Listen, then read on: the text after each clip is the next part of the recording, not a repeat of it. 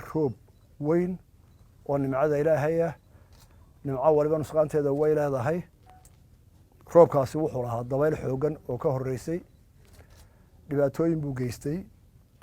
dadka dhintay waa 3 ilaahay ha u naxariisto qaran ahaan tacsiib aynu u daraynaa dadka dhintay qoysaskoodii ehelkoodii iyo qaranka waa ka tacsiideynaa iyagana ilaahay ka hageeyo jannadii firdawsa shahiidka iyo dadka daadku qaada iyo dadka sanoo kale ama qaraqma dhibaatada ku dhacdana waxa waadadu noo sheegeen ay rajayeen marka ilaahay ha u naxariisto dhaawacuna waa 18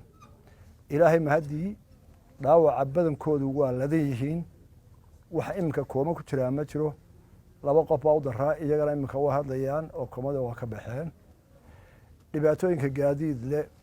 ee jidad leh ee guriyarhayna ma badna wayse jiraan dhibaato weyn magaalada waxa u geystay cidhiidhiga la geliyay meelaha biyuhu marayeen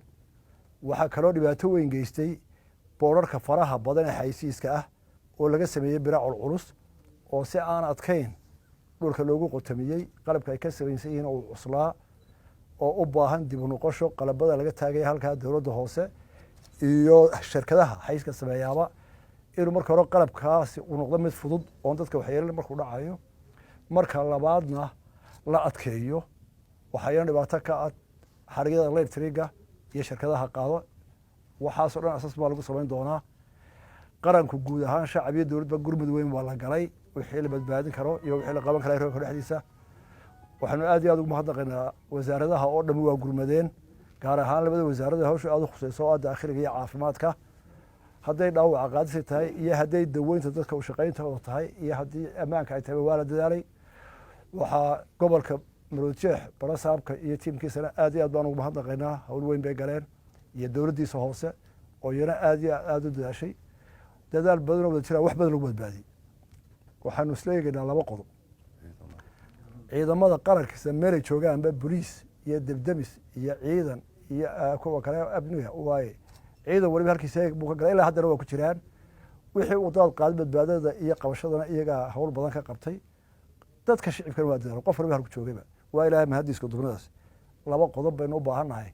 oo roobka mar walba inuu soo noqnoqda inaynu wacyigelin ahaan ka wada qaadno talaabo ka wada qaadno dadku meeshay degayaan hadday biyihii xidhaan dad badan waxa ay dawladdu waxay qorsheen weyday waxaaba laga yaabaa inuu qorshe hore ku degay waxaaba laga yaabaa intuu dhistay inay noqotay waara guriga dubiye maxaa laga yaabaa oo si qarsajaas wax loo dhiso horta biyihii weynu xidhnay magaalada meel badan dhisnay dadka degan meelaha biyuhu waxay u baahan yihiin inay iyaguna badbaadiyaan qaran kale ka badbaadiyaan dhibaatada laba shirkadaha dabka magaalada u gudbiya in badanna waa ku celinay hay'adaha ku shaqada leh iyo wasaaradaha ku shaqada leh iyo ciidamada waxaan si toos u amraynaa inay tallaabo adiguna nabadgelyo ka qaadaan labada qolada dabka gudbisa si ay u gudbiyaan dabkaasi inuu ammaan yahay iyo qolada xaysiiska biraha culculus meesha soo dhigtay dawladaha hoose iyo wasaaradda arrimaha dhulka hawlaha guud waxaan isku tagi bal waxa dhisan mooyee biyaha magaalada mar walba dhibaatada ka dhacayso in xal loo helo tanoo qura maahay magaalo walibana waa caynka oo roobkii maanta ku dhacay magaaladu ku dhacaabo waa intaa in leeg mar labaad tacsiir dadka u daranaa ilaahayna waxaan uga baranaa jannada ka waraabiyo dhaawacu inoo leeyahay waxa kale ee dumay ama wada ama gaaro qaadeen asaaskooda iyo tirada lagu jiraa dadkii soo gurmaday ee ciidan leh ee wasaarada leh ee dhakhaatiir leh ee debdemis leh waa mahadnaqaynaa